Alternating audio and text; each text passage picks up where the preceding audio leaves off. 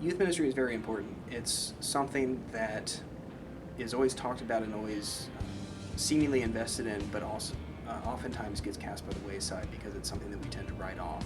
Because if kids are forced to come to Mass, we think that that does it, and we think that if their parents bring them to church, then that'll be it. But the problem is they end up falling by the wayside all the time. They don't want to come because they're not given anything. They're not treated like adults. They're not treated like people that can really understand their faith, and we sort of tend to water things down for them. And Camp Savio is something that I was expecting to do the same thing, and it didn't. It was very intense, it was very deep, it was very rich, and that is something that needs to be treasured. That's something that needs to be kept alive, especially in our diocese. In these youth camps, they seem short, but the effects really do last a lifetime. I honestly couldn't. If you had told me when they asked me to do Camp Savio that 2-3 months later that I'd still be thinking back on it with fondness and crossing my fingers that I could do it again next year, I would have thought you were a liar. Still cannot believe the impact that it had. Our children are our most important investment in this world and in the next world. These are the future priests.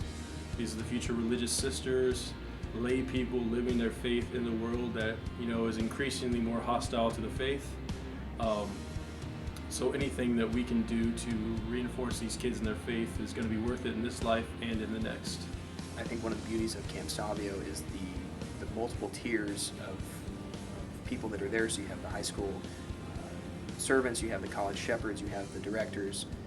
I myself, as the chaplain full-time, it was all these different tiers of people that were able to bring a very rounded approach to the faith, and I think the kids were able to get little bits and pieces from each one of us and the different aspects that we brought to it, and I think that the message overall was one that was very easy for them to grasp.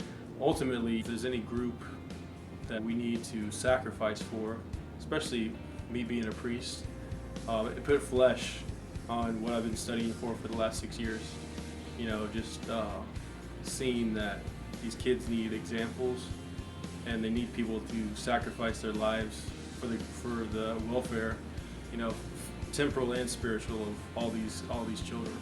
When I got back from hearing confessions in the chapel, I actually was looking where I had stepped because they had all come into the aisle and up towards the monstrance, and I had to sort of wade through this sea of children, which at first I thought was going to be annoying, but it was really inspirational just to see how close they wanted to get and how much they were investing themselves in it. And when I saw the path blocked, I almost said to the servers, the seminarians, let's just turn around, because these kids have no concept of time right now. They were lost in the eternal. They need living models, and just to be with the kids and kind of just help them and be present was huge.